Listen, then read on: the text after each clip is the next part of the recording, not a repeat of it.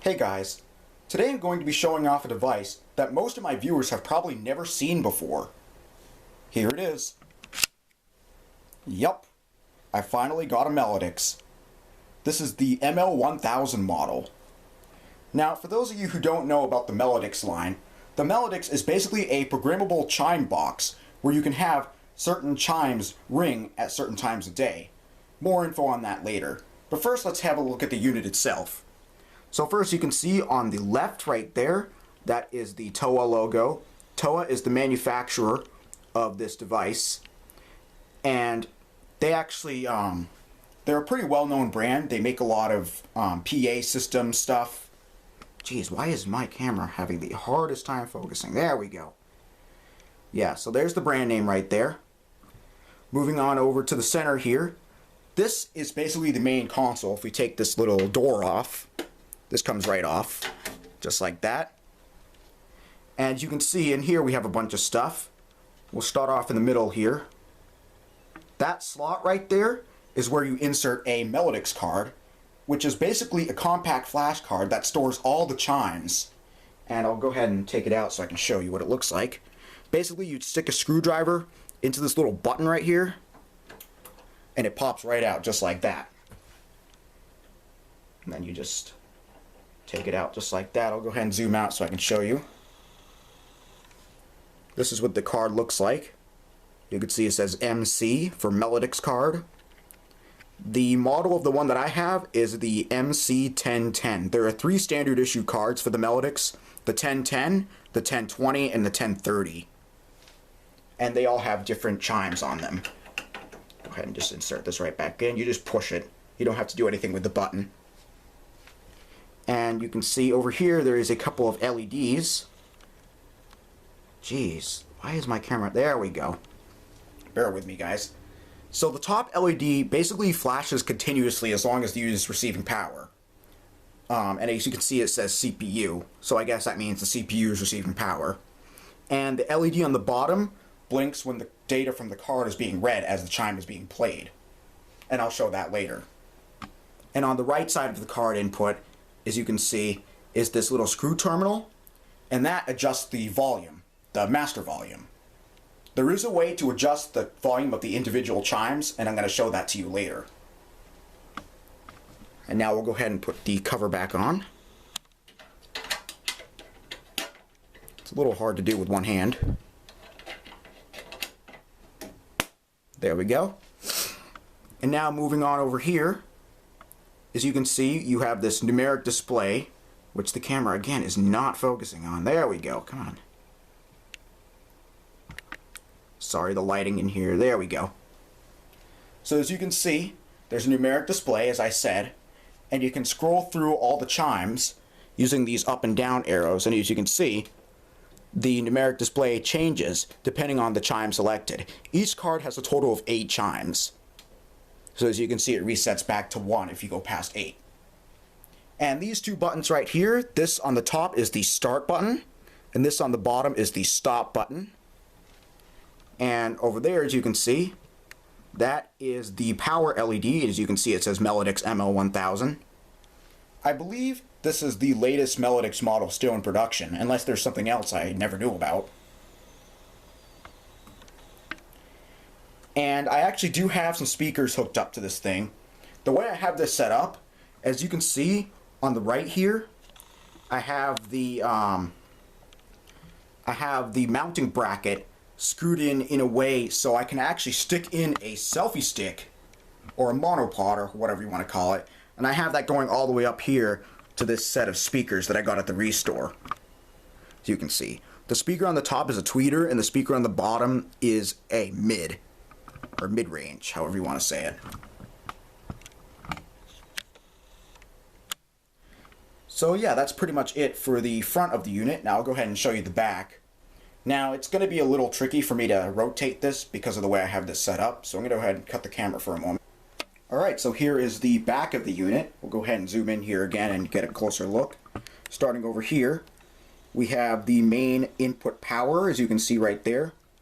It runs on 100 volts AC, not 120, but 100 volts, because this is a Japanese device. I did get this imported from Japan. and I'll tell you more about how it got shipped here later in the video.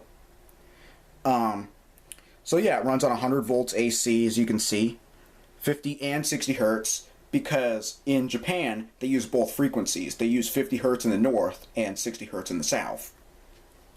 And moving on over here, that right there is your ground screw terminal, as you can see. Basically, if you unscrew that, the unit becomes ungrounded.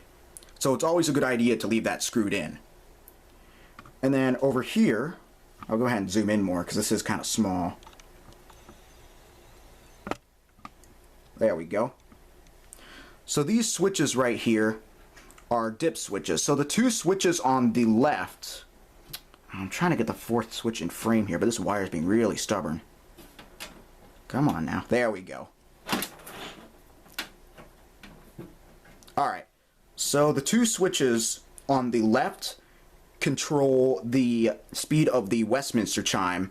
This isn't like the ML-304B where you can change the tempo of all the chimes, because on the ML-1000 unit in particular, the rest of the chimes are basically just audio files. So if you speed those up or slow them down, they would just sound weird.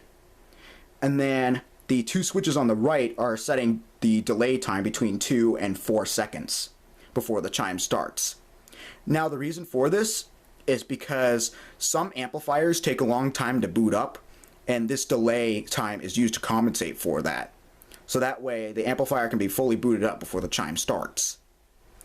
And then beside that you have your DC 24 volt power terminal, and this is mainly used for battery backup purposes, but because I'm in the US and I don't happen to have a step-down converter, I am just using this as the main power source. I have it hooked up to a transformer. And then these two terminals right here, the one on the left is for, I keep getting these mixed up, but I think the one on the left is for abnormalities, so that will trip if there's something wrong with the unit. And then the one on the right is for triggering a amplifier when the chime starts. But that's optional. But I don't have that hooked up because I don't have the proper relays for it. And then the rest of these terminals are basically what you use to program the chimes to ring at certain times of day. What you can do is you can hook up a program timer to this unit, and you can set it so each of these terminals has its own relay connected to it. And when that relay trips, it will trigger the chime. And you can have each relay trigger at a certain time of day. And then this one right here on the end, come on, focus, there we go. That is the stop terminal. So that terminal, if it's tripped, will stop the chime. And then on the end right here, that is where you hook it up to a amplifier. It is a unbalanced jack. Actually, I got these mixed up. I just realized this this terminal right here is the stop terminal, and this terminal right here is actually another output terminal. I don't know exactly why they would put that there, because you can just use the barrel jack, but I guess it's there. I guess it's maybe for amplifiers that use positive and negative leads instead of an individual jack, but correct me if I'm wrong. And yeah, so I'll go ahead and turn this back to the front now. Now I'll get to the demonstration part in a minute, but before I do, I want to show you how I have these speakers hooked up. So basically down here, I made a homemade amplifier out of a old stereo system. It's hidden behind that box just to hide the mess. And I have all the speakers that I'm going to use. Well, I only have one right now, but I do plan on adding more in the future. I'm going to connect everything to this breadboard right here. And as you can see, this right here is the 24 volt DC transformer. And I just have that hooked right in to the main on this surge protector. So now I'll go ahead and demonstrate one of the chimes. I'll go ahead and show the Westminster chime because that's the shortest and I don't want this video to run on forever. So here it goes.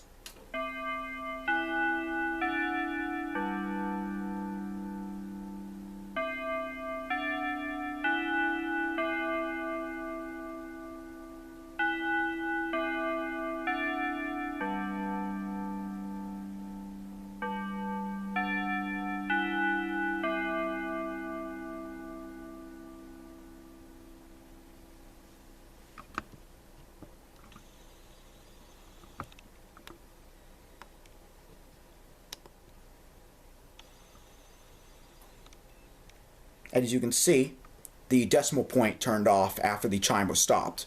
That decimal point will be on whenever a chime is playing. And now, I'll go ahead and show you how you can adjust the volume of each individual chime. Now when I do this, I'm going to go ahead and turn the volume down here so you can hear me. Let's see, sometimes it's... Alright, there we go. Alright, so now, in order to set the volume of an individual chime, what you have to do is first start the chime, and then hold the play button down, and then you can adjust the volume using these right here. As you can see, it's flashing. Right now it's at volume 6, and it goes all the way up to 8, and all the way down to 1. The default is 6, which is plus 0 decibels. Now, I don't recommend turning it up that much, especially if you have a weak amplifier, because that can cause distortion. And as you can see, that bottom LED is flashing because the data from the card is being read. So I'll go ahead and... oh, it already stops. So I'll go ahead and turn the volume back up here. There we go, make sure that's... Alright, that's a good level.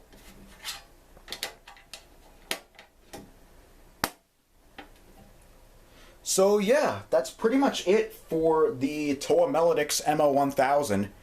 Now, as far as the rest of the chimes go, I'm going to link some videos in the description, and so you can go watch those if you're curious about what the rest of the chimes sound like.